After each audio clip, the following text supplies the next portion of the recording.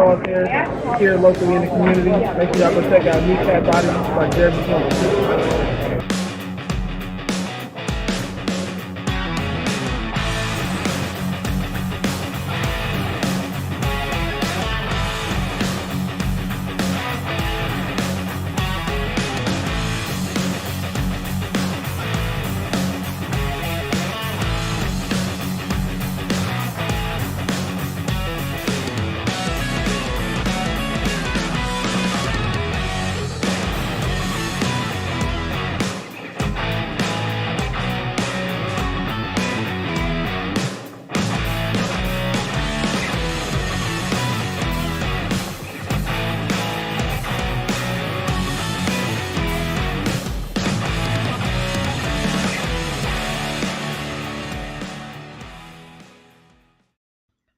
Good evening. It is the post-game show talking about the Los Angeles Chargers and us escaping with a win with a last-minute field goal. How's everybody feeling this victory Monday? Patty Grimes comes in and says, "What's up? Let's go Lions." It was a satisfying victory, but yet a concerning one for me. You can say what you want. I don't know why. Hey, LDB Tennis, how you doing? Good to see you here. I don't know why AG consistently doesn't dial up the pressures like he does against the bad teams, against good teams. Maybe he's afraid he's going to get burnt, but we're getting burnt because we're not putting pressure on the opposing good QBs on good teams. If it wasn't for the 7 drops and Kelsey and Jones being out versus Kansas City, we might not have won that game.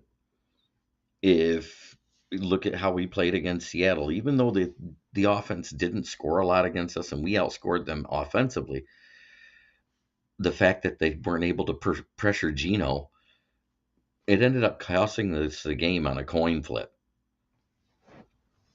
Then the Ravens game, we couldn't get it going offensively. We couldn't do anything on defense.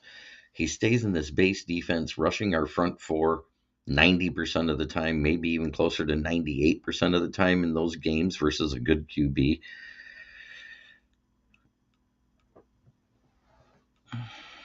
And it's still, if we're not dialing up the pressures, it doesn't matter. We don't stunt, we don't blitz against those good teams. And I understand he gets the ball out fast.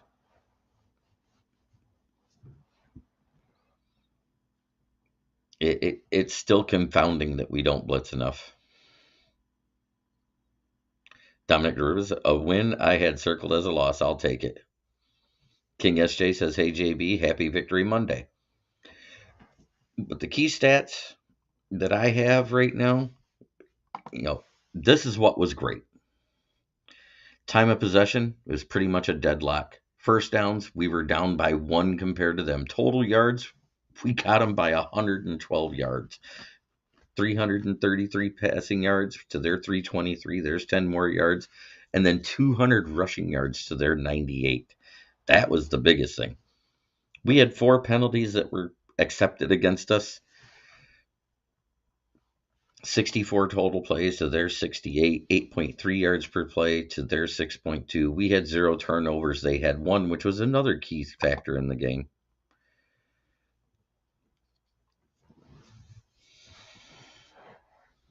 Yeah, so a win is a win. But if we continue to keep doing this against good teams, come to the playoff times, we may not even win the first home game, is the problem I have. I'm looking at the bigger picture of the totality and the inconsistencies of our defense from playing a bad team to playing a good team.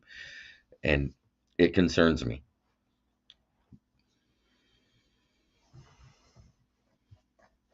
Yes, our team does have a better 4th down conversion rate than we have on 3rd, and that's concerning too.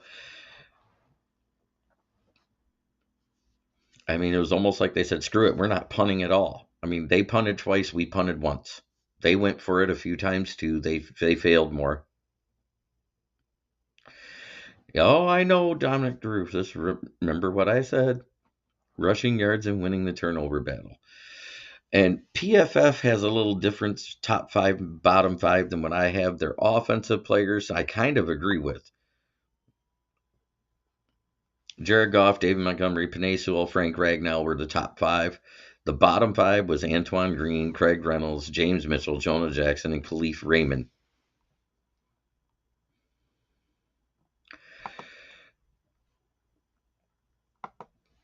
Defensively, the top ones was Aleem, Aiden.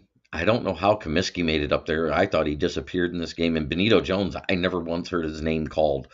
Alex Anzalone did a good job, except for missing the one tackle he missed.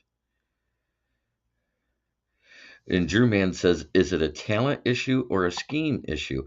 I said, well, we've invested 56% of our draft picks in the defense. We invested another $100 million overall into this defense this season. And I think it's a scheme issue because we can dial up the pressures against a bad team, but can't dial it up. We're not blitzing against the good teams. The blitz rate goes up and down every week, and you can see it. It's a huge disparity. But the good news is we got in the lead, and we never looked back. They would tie it up, we'd take the lead again. They'd tie it up, we'd take the lead again. And the one thing defensively we did do right is the same thing we've done.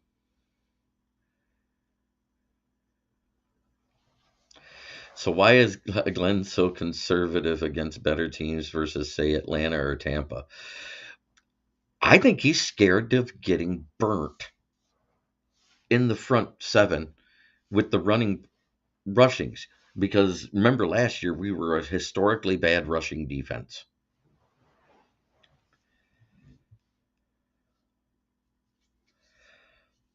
Right, LDV Tennis, you're absolutely right. It was the same way in the high-scoring Chiefs-Rams game. The difference was one turnover.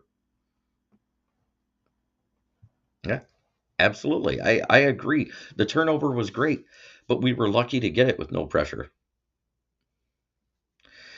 And yes, the same old Lions would have lost this game. We're a little short on talent. The scheme, not Glenn's forte. Yeah, the scheme is not Glenn's forte. He schemes up a great defense versus bad teams. We saw a great defense versus Atlanta, the Packers, Tampa Bay, and Carolina. And we saw this mid defense that we were used to see in the last 3 years with a lot less talent on it the previous 2 years against the good teams. I'm happy we got the win. I just am not complacent in what I'm seeing out of the defense. I mean, granted, on those third downs in the first half, 2 third downs, Hutch got pressure, which forced an incompletion. You can say what you want. People say, oh, pressures aren't sacks. Pressure makes a quarterback hurry more. And that's why he was up there in the PFF. I don't agree with Kirby Joseph being in the bottom because he was actually our tackle leader all the way around, tied at the top in solo tackles with 5, and he had 7 assisted tackles and an interception. I don't know how they graded him that low as a corner, in the safety room, because overall I thought he had a good game. Will Vogel says, just wanted to say hi, Jeremy. Hope you're well, sir. I am good.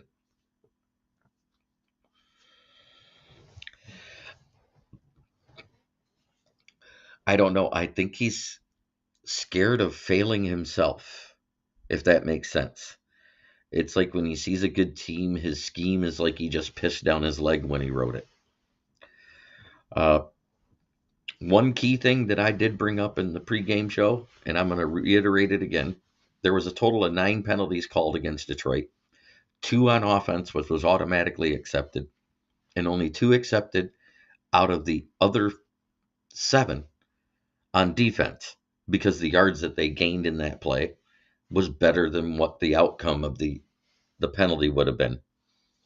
So, again, all 5 of Los Angeles Chargers losses have been due to disciplined defenses, no matter how good or bad they played. The fact that we played disciplined is why we won this game.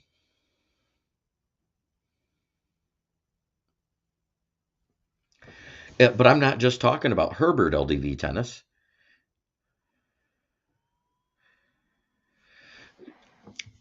I am I would hope so. I'm at the point where do they fire Glenn after this season? I don't know if they do because he is Dan Campbell's yes man and his buddy. I would love to see Kelvin Shepard get a call up and see if he could do something better as far as scheme because he seems to have been doing a wonderful job with getting these linebackers playing better. Barnes has been slowly shrinking, and I think it's due to the fact his talent doesn't fit the middle linebacker position.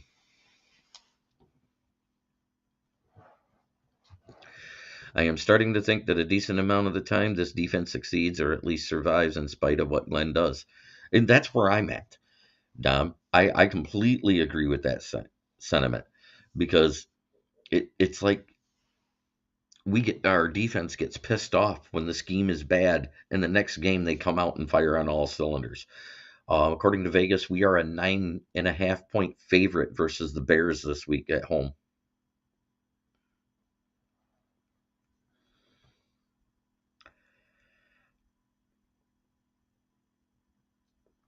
Oh, it should get more of Dan's attention because look at what's happened every time. We have a bad game like this, like the bad game versus Seattle. We came out against Atlanta, and all of a sudden you see stunts and blitzes and everything else, blitzing 5 and 6 guys. And we continued that.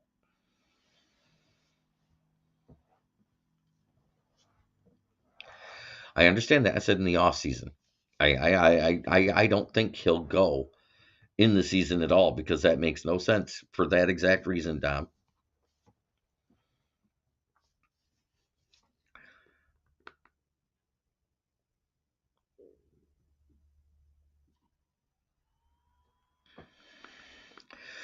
It didn't improve as drastically as everyone thinks.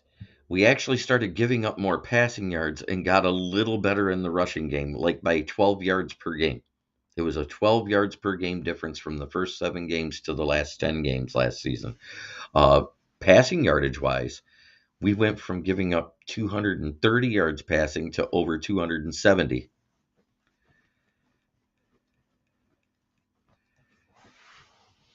Oh yeah, Lions Rumble. You're right. Eckler had 19 attempts of 70 yards or so. He actually ended up with a net yards of 68. But both our backs really made that O line happy, and a great game by our offense. It was 100% won by the offense. And what are the cojones of our head coach on 4th and 2 at 2 minutes in field goal range? Because well within uh, Patterson's range.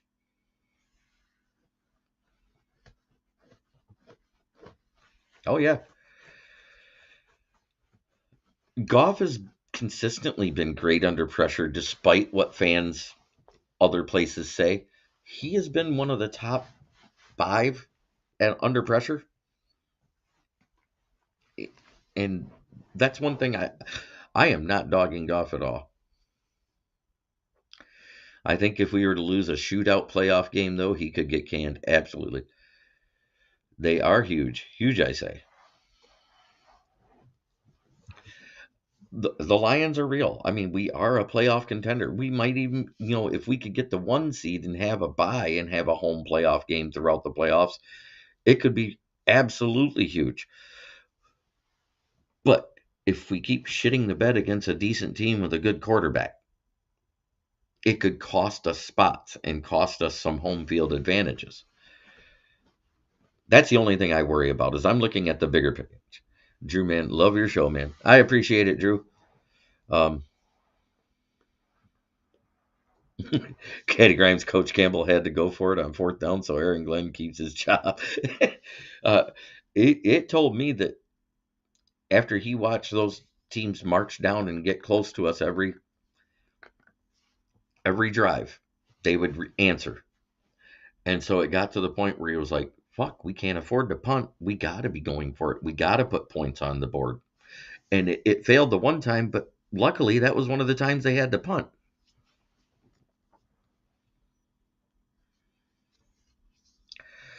Right now, Gibbs and Monty looks like the best 1-2 punch in the league. Say what you want. Our rushing offense is legit. Thank you, LDB Tennis. That's right. While you're watching, don't forget to hit the like and share this with any Lions page you're a part of. I try to share it with a lot after the show's done and it's aired, but prior to the show, I can't really do a lot. I love my fan base. I love the way you guys are, and I wanted to address the chat more during my shows, and it's hard to do that when you got a lot of guests because a lot of people don't like waiting for the chat to get addressed. But the key plays of the game, you can say it right now. In the red zone drive that we were going for it on fourth down the whole time, and we didn't get in the red zone with Monty running the ball. We get back to the red zone, and who do they let run it in? Jahmyr Gibbs. Both times, the next two times. Say what you want. Jahmyr Gibbs was 100% worth that 12th pick. Anybody who says different now is blind. Stevie Wonder was calling the defense. I hope someone steals AG, and I will call them a dung beetle. It's funny you say that. I posted this statement. I trust Stevie Wonder reading phone texts more. And I said, Alex, what is Justin Fields reading a defense?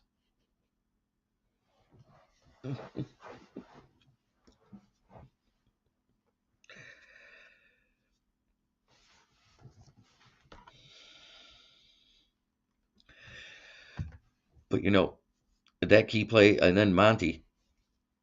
And one of the key plays that almost cost us the game too was that ticky-tack penalty on Decker when Jamo finally caught another touchdown pass. He was 3 for 3 on targets and receptions. I mean, granted, the one was called back. They shouldn't call that even a pass anymore because that gets negated. It wasn't an incomplete pass, so it shouldn't go against Goff, and it shouldn't have went against Jamo and his stats.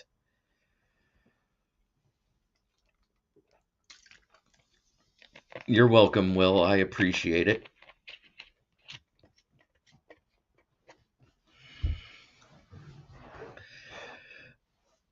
Lions Rumble, you're right. Monty is so light on the feet. The kid has some nimble feet. That 75-yard run had a decisive cut in close quarters. Yeah, right there when he was coming through the line, he did a cut that faked out.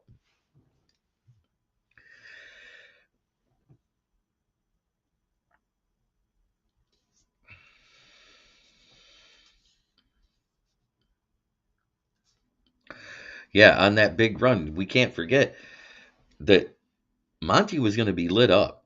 And Jamo was behind the play because he made a block further back. And he ran, caught up, and made another play on the corner or the strong safety that was coming across. It wasn't Derwin James. Derwin James was behind. It was the other safety. It was coming across with an angle on Monty. And he laid that guy out. He made 2 key blocks on the same play. And Laporta came up huge on that last drive. And what was great is they kept it on the left hash. And I'm going to reiterate this until I'm blue in the face. Riley Patterson on the left hash is 100%. On the right hash, he's 85% in his career. So if you keep it on the left side of the field, he's money.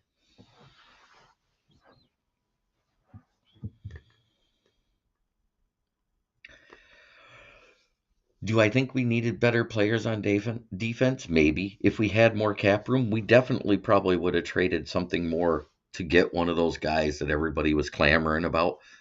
But in all actuality, Max Crosby was never on the table. Jeremy, who are your most... Hey, Smoking Dad popped in with what's up, kiddo? Lions Rumble asks, Jeremy, who are your most improved players from our team thus far? Well, compared to what they did last year, you would have to say Khalif Raymond, Josh Reynolds, Monty compared to what he has done with Chicago, but that's also because of our O-line.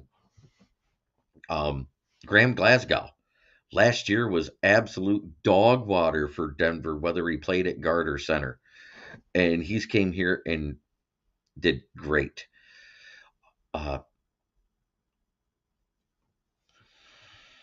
Zakwa says this defensive line needs more blue chip talent next year. Looks suspect as fuck. But you know what's funny? We say it looks sus as fuck. When Hutchinson is getting those double teams, when the rest of the team is getting the pressures, everybody's fine and saying, wow, we don't need this, we don't need that. But yet, when we have these bad games, they want to point at the players. But if you look at the scheme was busted. This defensive line needs more blue chip. Okay, I got the Holmes is thinking long term. Don't spend the draft capital now. Build a dynasty. Absolutely, LDV, and that's what I've said all along. And plus, how big is the draft being in Detroit for us Lions fans? I mean, you got to look at it from that point of view too. Granted, we could have gave up some of next year's early picks, but wouldn't you rather watch all 5 picks walk down the stage?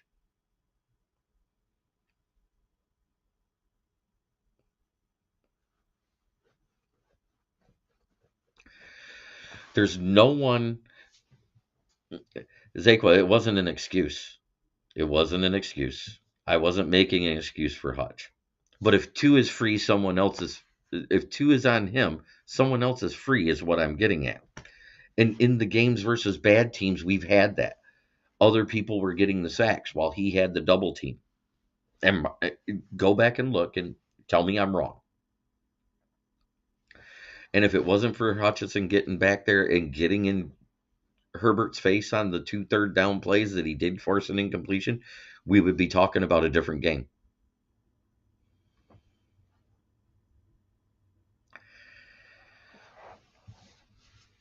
I got you know what? This is the exact same stats that he had last year at this time. I don't know what flips in the switch in the second half of the season last year, but at this point last season, after 9 games, Hutch had 4.5 sacks. He had less tackles. This year he has, I think it's 14 or 16, and last year he had 12. Last year he had no interceptions and 1 interception. He's had no forced fumbles, but he has had a fumble recovery, if I remember right. So compared to last year, he's right on track for that same pace. And I said he should get to double-digit sacks, and he's still got the opportunity to do that with 8 games left on the schedule. And we're going up against a slew of bad teams. But Minnesota, like I said in the prior to the season, even though they didn't have the quality of talent that they had last year on that roster, they would be better coached and be a better team by mid-season. And defensively, it looks exactly that right now. That's why I didn't want to put Minnesota in the basement. I had either the Bears or the Packers hit in the basement. And so far, that's what it looks like. I mean, right now, the only reason why the Bears are in the basement with the Packers, below the Packers,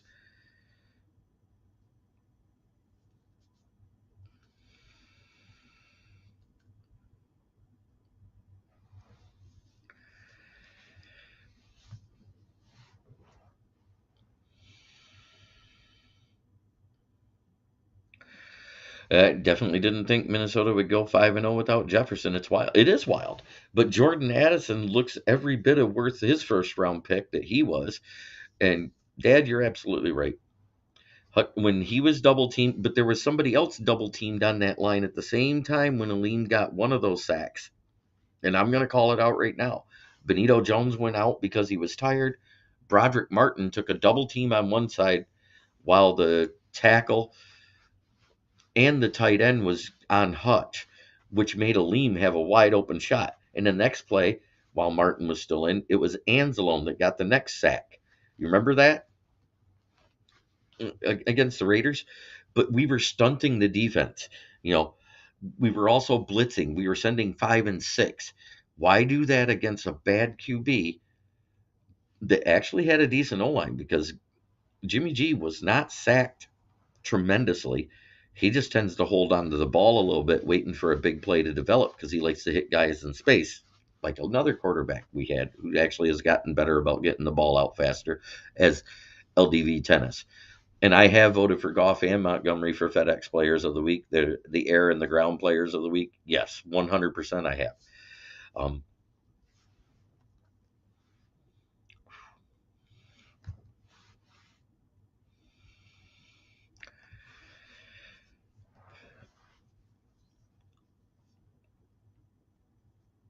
Hutch gets double teamed more than Jenna Jameson ever did. Well, actually, his numbers are about average in the league right now. They went down, but still, Hutch has about more pressures than almost everybody else in the league. Miles Garrett has pulled ahead of him in sacks. Everybody's kind of pulled ahead of him in sacks. But at the same time, if you don't have anybody actually applying that pressure on the D line other than him, he's going to continue to get double and triple teamed in those just rushing the D line plays, which every good team we play, we do that 90% of the time. And that's my concern with the AG scheme. It's a bend don't break scheme. Kind of almost looks like the umbrella corporation shell zone coverage that Matt Patricia was doing that got beat all the time. The difference is he actually does do different things from game to game, but it seems like bad team dial up blitzes, dial up stunts. Good team don't. That's just what I'm seeing in my observation. The defense has won its games against bad teams.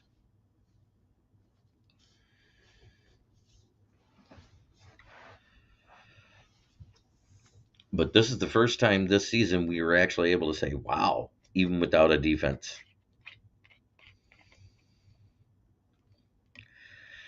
Woo. The exhumed corpse of Latavius Murray goes in from a yard out and knotted up at 15 in Buffalo. What a game.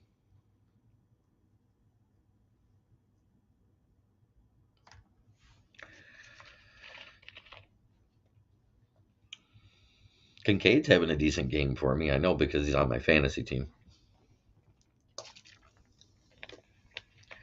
And Eric Dalton says your observation is spot on as always. I just, we see these flashes of brilliance out of the defense. All the players doing everything like we want them to. Yeah, there's a couple mishaps here and there, but then we go to these games where the scheme is bad and it looks like we're just this horrible defense, just like last year. That's the thing that bothers me.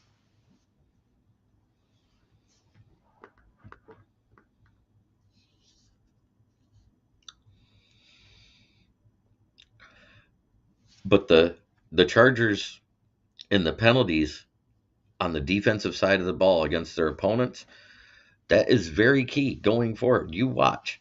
Every time they play a disciplined team, I guarantee you they will lose that game, whether it's a shootout or they get just shut down going forward the rest of the season. Who knows? Maybe by tomorrow we'll hear that Brandon Staley was fired. Because maybe this is the straw that breaks the camel's back, because that defense did nothing. As vaunted as that defense looks on paper, with that Tuli Tuiasosopo, Derwin James, Khalil Mack, and Bosa, they did nothing.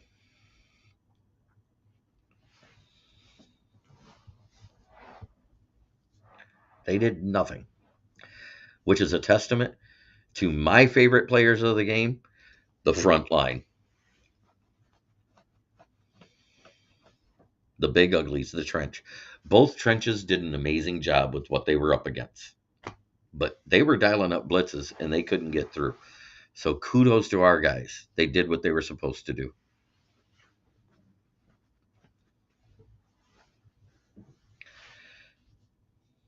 That being said, would I mind if we still took a flyer and did a cheap Chargers are still charging, just doing just enough to lose? Absolutely.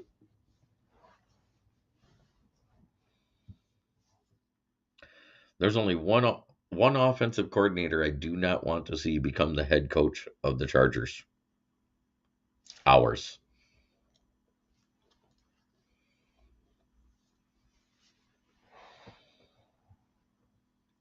Will the Lions cover -10 versus the Bears? It really depends if Bustin Fields is playing or not. Because we shit the bed against mobile QBs too.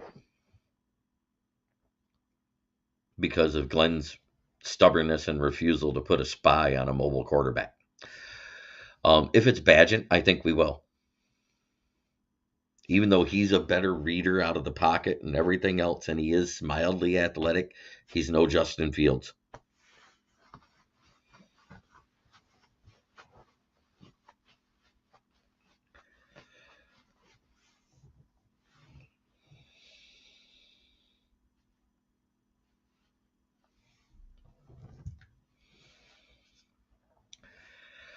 And it is at home. And we don't sell our home season ticket holders do not sell our tickets to Bears fans. Opposing team fans don't get to buy our tickets.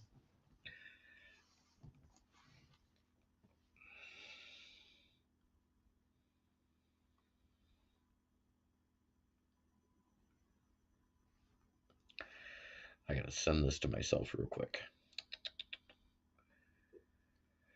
Yeah, Bengals Ravens, that should be a great Thursday night football game.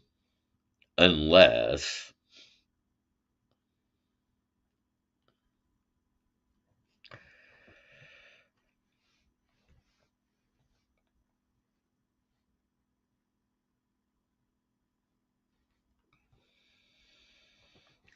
I think Ben Johnson leaves no matter what. The head coach vacancies this year are much more attractive than last year. Absolutely.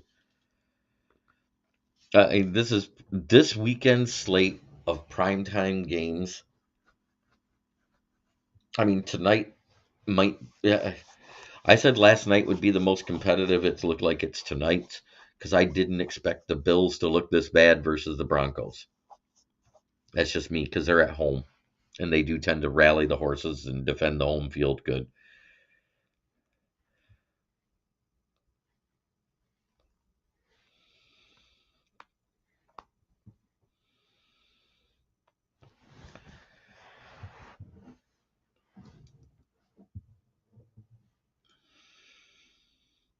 And that is true, Dom.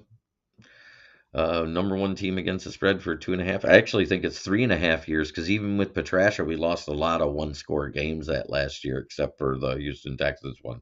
We got blown the fuck out on Thanksgiving, and it was embarrassing.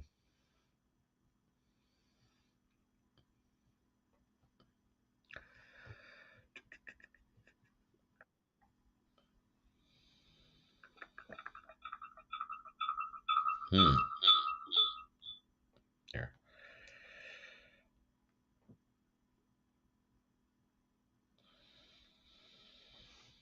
Trying to add something to the show real quick, guys.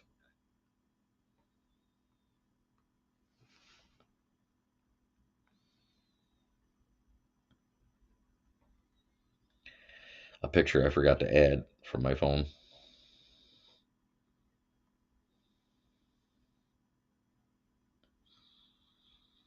Because you're going to love it.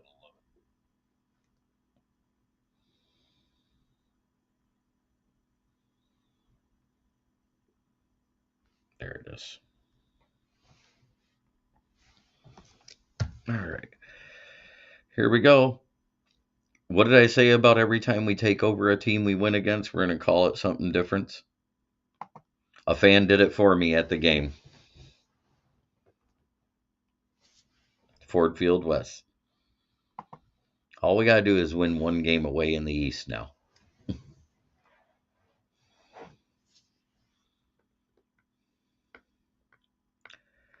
I hope Ben Johnson wants to stay to win it all here, but I know that's not reality. Who knows? Maybe Sheila's going to realize that we need him and Goff to go forward, and she gives him a head coaching bag for OC. Who knows? But the key to this game was right there. 200 rushing yards to 98. That made all the difference in the world. And from scrimmage, Jahmyr Gibbs had another over 100 yards when you add in his receiving yards.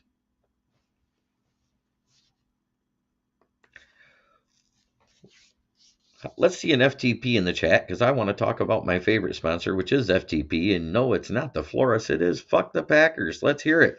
Because anytime we get to see this guy cry walking into the tunnel after a game, it's a good thing.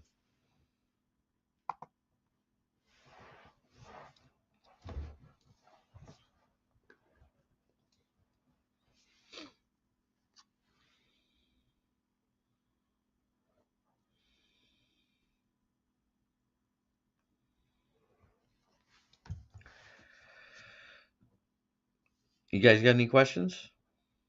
I'd be more than happy to answer them. Or at least with my opinion and what I've been reading.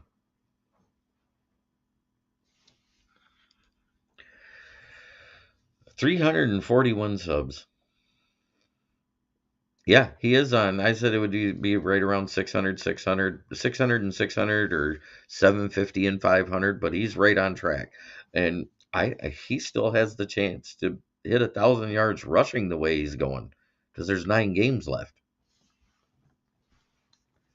Because with that 77, I think that puts him over 500 rushing yards already.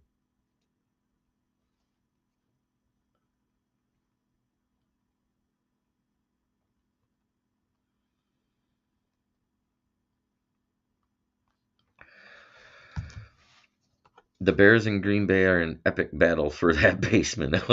Absolutely. And I kind of said that this season. I said, Love may not be as good as Packers fans think he'll be, and he may not be as bad as as our fan base thinks he'll be, because we just don't know. And he's had good games and he's had bad games. He's had games where he looks great, and then he's had these games where you're going, what the hell was that? And I'm quite sure Packers fans feel that way. And I still think when he comes out at Ford Field, we should be playing Love Stinks.